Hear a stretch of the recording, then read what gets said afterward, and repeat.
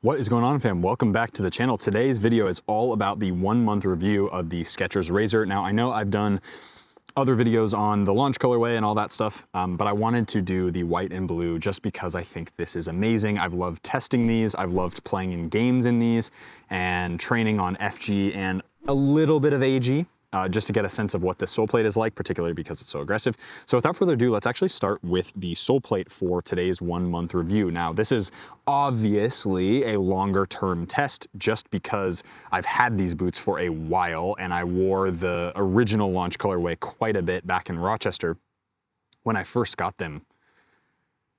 Maybe a year ago now, almost more than, it'd be way more than a year ago. It's like a year and a half ago, maybe, I first got them. So anyway, point being is this is a long-awaited review. Thank you guys for your patience, but I'm so excited to review these guys. So from a Soleplate perspective, this is obviously a very similar Soleplate that we've seen in Vapor models, we've seen in other boots. Furon has a very similar Soleplate to this. These are obviously carbon infused, so it's got quite a bit of structure to it.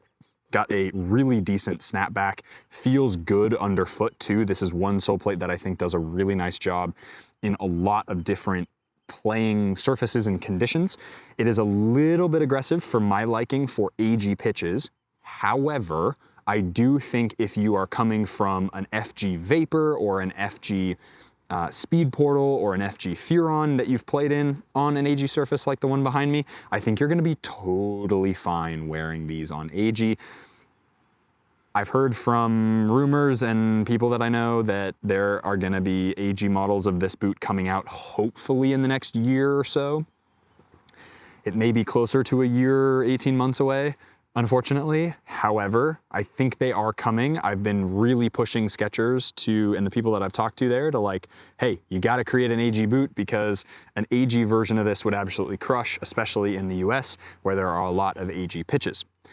So from a Soleplate perspective, I think these are, it's very good. It's not my favorite Soleplate on the market. It's not my favorite from a snapback perspective either, but it is gonna get a 7.5 out of 10. The heel area for the Skechers Razor is great. I actually really like what they've done here. It's not as wide as other things on the market. It's got a nice little perforated suede heel liner as well. It's got a good amount of padding, not a ton compared to a lot of other models, but it does the job just fine. They didn't overcomplicate it. They made it a nice shape for most foot shapes, and it's got a bit of flex, if you can see here. So it is gonna go a little bit wider for those wider heel shapes, and it's gonna go a little bit closer together and kind of wrap around the narrower heel shapes like myself. So for me, heel area gets an 8 out of 10. The upper on the Skechers Razor is fantastic. It's one of those uppers that was completely out of the blue. Skechers just blew it out of the water. Yes, they had a lot of Nike influence,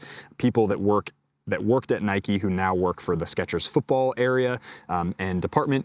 This upper is unbelievable. It is one of my favorite speed boot uppers on the market. It doesn't have any grip elements. It's a little bit slippery in rainy conditions, but I just don't care because of the way that it flows and it fits around the foot. It's like, it's got a little bit of padding to make it feel super, super nice on feet. Touch on the ball is incredible as well. And then this kind of textile-based mesh synthetic material that's in the midfoot here does a really nice job of wrapping your foot, and through the lacing system area allows your foot to get locked in super easily as well. So overall, as an overall package, the fact that they've created the upper makes you feel really good, but then the difference and the seam that goes between kind of that mesh-based synthetic material and the complete synthetic here in the forefoot is completely seamless, which in my opinion, absolutely amazing. So this upper is gonna get an 8 out of 10. Lockdown for the Skechers Razor is very, very good. It does help that the shape is very anatomical, it's very neutral, they fit true to size, and it's gonna wrap and fit most people, so that obviously helps the lockdown a lot. But I will say the addition of the laces with the knit material here through the lacing system area does a really nice job keeping your foot locked onto that sole plate and back into the heel area. Yeah, maybe I would move the lacing hole a little bit closer to the ankle by like a millimeter or two just to give you that extra little bit of lockdown, but overall, not really an issue in my opinion. It's getting pretty top marks of 8 out of 10 for lockdown. All right, break-in time for the Skechers Razor is pretty good for the most part. I will say that it's gonna suffer a little bit from a score perspective here in the midfoot area, but I'm not gonna knock it down too much, particularly because I know a lot of people have bought this boot that are friends of mine and absolutely love them and think they're like the best thing ever. So with that being said, it took me a little bit of time as a wider foot shape to actually break these in a little bit, but I do think that when you go true to size, or if you have a wider foot, you could probably get away with half a size up if you're okay with a little bit of extra space on the toe.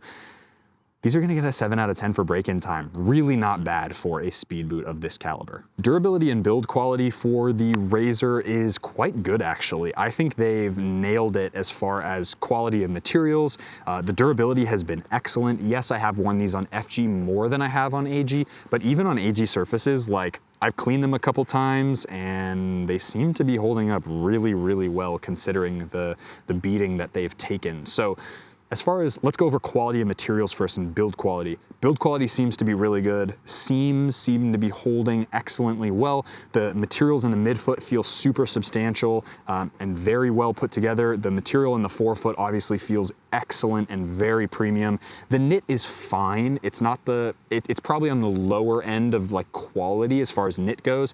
I do wish they would have fit something a little bit more premium feeling here around the collar area, and I have the same gripe with the SKX. I think the SKX just looks kind of sloppy, especially around this area, but if they had sort of, you know, stitched it like this so it actually looked super kind of nice and clean as opposed to just like a frayed edge almost, I think that would sort of make me feel a little bit more like the premium. They were trying to be a little more premium, especially given kind of their history as like Skechers as a brand, even though I think they're going in the right direction with these.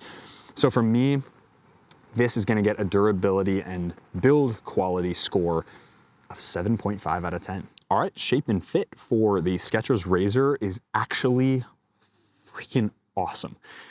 It is so good, and I would probably be able to fit in a 9 or a 9.5. In this 9, I fit like right on the edge. Like my toes are almost a little bit too long.